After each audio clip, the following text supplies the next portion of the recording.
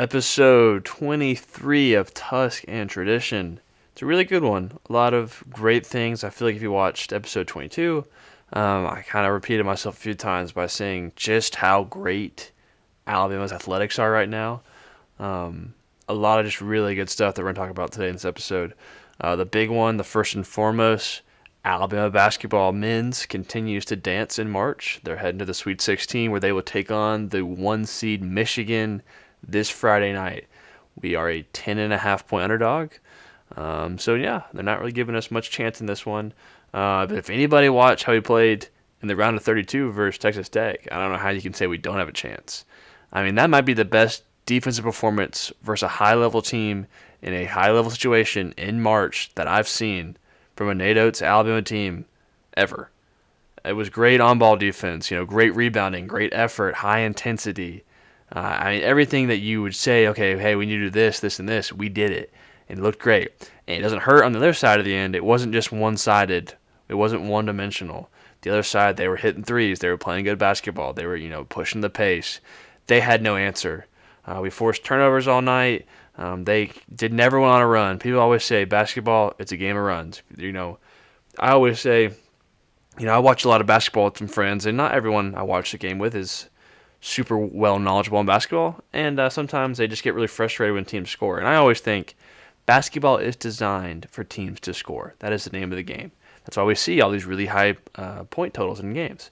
So anytime, basketball is a game of runs, so anytime you can hold a team to not really go on any run to keep themselves in the game, it's really impressive. And especially a great team like Texas Tech, who plays in a good conference, who's played a lot of meaningful games, who, has a really storied program of winning big-time games in March. So great performance, really fun watch. Classic round one versus Hofstra felt like a March game. Felt like a game where, okay, the lower seeds hanging around. They're trying to decide themselves, are we a Cinderella? Hofstra's there in that second half, going on a run, cutting it to 5, cutting within 5. They're like, okay, are we the team that's going to knock off a 4 seed Bama and then go knock off, a 5 seed Texas Tech and then get a chance at a 1 seed? That's what Hofstra's thinking during that game. And I thought we handled the pressure of that really well. The longer in those type of March games, environments, you let a team stick around and hang out, they're going to think they can win. That's when they start to believe they can win the game. So I thought, the game got kind of late, not super late, but in the second half where it was kind of close. And, if you're on Hofstra's bench or, the coach, they definitely looked up and saw the score, the time, and said, we can win this game. So even that just makes it even more impressive to me that the other team had the belief, had, this is March, crazy things happen in March, and we were still able to weather that storm, put a good performance together, and win that ball game. And then that led on to what happened last night versus Texas Tech, which was a super fun watch for all of Alabama fans. I mean, that's what I think we can play like at our best. And if we play that same way versus Michigan, hey, no telling. It is March. There's no telling what can happen. So that's going to be the goal. Really fun right now. Nate Oates became the most winningest coach in March for Alabama history. I'm pretty sure I saw it today. So that's really impressive. Hats off to him. This is our 4th straight Sweet 16. That's just crazy to think. It doesn't even sound right. I feel like I just said it out loud. That can't be true. I just misspoke. But that's crazy. Growing up, being an Alabama fan of everything, I've always been a fan of everything. I just wanted to have a chance to make the tournament. And never in my mind would I think we'd be in a position where we would be going to, it almost feels nothing's earned, everything. I mean, nothing is given, everything is earned. But it almost feels like with Nate as our coach, we're going to the Sweet 16 every single year. And it's just an unreal feeling. Really enjoy it, all Tide fans. If you're listening to this podcast, you're obviously a big fan of Alabama. If you're listening to this, if you're seeking this podcast out, you're a big fan. Enjoy this time right now. Enjoy what we're seeing from the basketball team, because there will come a time, and there was a time, and I lived it for most of my younger-ish life where we were just no good at basketball. And I'm sure the way the turntables turn, it will come back around. But for right now, let's really enjoy this. Let's see how far we can take it. Nate Oates is a coach that can win a championship.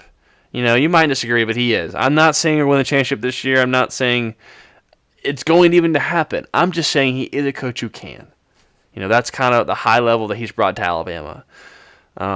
It's kind of everything that, we thought we were getting with this hire. which is great. I thought that was something we had in some previous hires. Avery Johnson, when he took the job, said, I didn't take this job unless I could see us going to the Final Four, and then we barely sniffed the round of 32 with him. So that is kind of what I'm thinking. When he was saying that, I believed it, and so now just that coach to another coach now, but delivering on that, it's just awesome to see. Fun time for Alabama hoops. I thought we played really well despite what's been going on in the news with Aiden Holloway. It didn't seem like there was much distraction. Shout out to Houston. Houston Willett, man. What a guy. Today, the quote came out that he's like, I love this university. I love being here. I would die for this university. That's a glue guy. That's the kind of guy you have to have in March to make a run. You have a guy, he's on every board. He's cleaning the glass. He can make timely threes. He's a good shooter. He plays high-level defense. He brings a lot of energy to the game. He's diving for the ball. He's first on the court on the ground. He's the guy you can look around and really feel the team, and he pumps the crowd. He loves it. He lives for, the energy, the momentum swings. So shout out to him. Shout out to Phylon doing his thing. The whole team just played really well. It's even Noah Williamson, starting to hit some threes, playing some meaningful minutes, really. I feel like he's come a long way from where we kind of, had him earlier this year. It's fun to watch right now. The team's having fun. Hopefully we continue to have fun on Friday, and, we'll just go from there.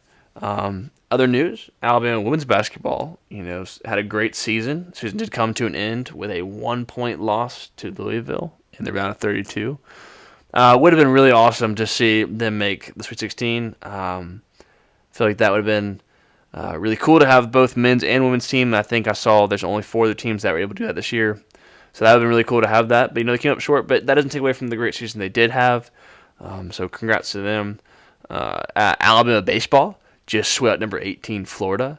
Really cool news. Tyler Fay threw the first no-hitter in Alabama history, I think since early 1940s, solo by himself. So I watched the end of that game. That was really awesome to see. Kind of needed it. I feel like Alabama baseball's been struggling a little bit. Had bad start to SEC play at Kentucky. Now to kind of rebound and get back to 500 SEC play. There were some different rankings that came out today that had us in that 18 to 20 range, and 20 25 kind of somewhere in there. But in the ranking that I think most people go by for baseball, which is like that D1 ranking, we were not in it. But there were some people in some different websites and different agencies that were ranking Alabama. So that's good. Hopefully they can keep riding that momentum and continue to trail that way, and that will be great. Women's softball suffered their first defeat, which is bound to happen eventually to Missouri, but they did rebound and win that series. They're now top 5 team in the nation, number 4. They're still playing good softball. Fun to watch. I bet a lot of people haven't really watched the game. It's really, really action packed. Some people are just like, I don't like baseball because it feels slow. I like baseball, but some people say this, I don't like baseball because it feels slow, or whatever they kind of get around that. But softball's not like that. There's action. It feels like every single pitch. A lot of talent. They're really good with. They have a lot of. It's a really small field. So it's almost like a ground ball that they can turn and throw it to first base and beat a runner. It's really impressive. They have great glove skills. They're all really athletic, so it's really fun to watch. So if you haven't really watched a softball game, I really encourage it. It is a fun watch, very entertaining, especially Alabama, the high level though, kind of they play. That's why I mentioned at the start of this podcast for today that a lot of things looking up and looking right now in the Alabama sports world. So hopefully that continues. Hopefully I'm making another video later that we just had a big win versus number 1 Michigan, and we're heading to the Elite 8 for the second year in a row. That'd be awesome. You never know. You just never, ever know. It'd be really, really sweet to get a big-time win and see how far we can take this thing. It's just March. Let's just go have fun. I kind of thought, I wanted to make the Sweet 16.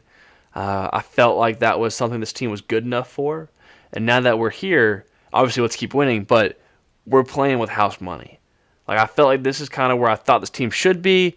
Anything after this now is, hey, let's see how far we can take it, I think we have anything. If we lose by 40 on Friday, I'll say we had a good season. Sweet 16 is pretty good. So at this point, we only can overachieve, and I think that's a great place to be. Play with very little pressure. Feel like not a lot of stress underneath you. They're the 1 seed. It's all on them. They're the team that's supposed to win. They're the team that half of the people who made a bracket picked them to win. So let's go out there, have fun, play loose, and we'll see what happens. So hopefully talk about a big win this Friday. And until then, roll tide, and I'll see you on the next one.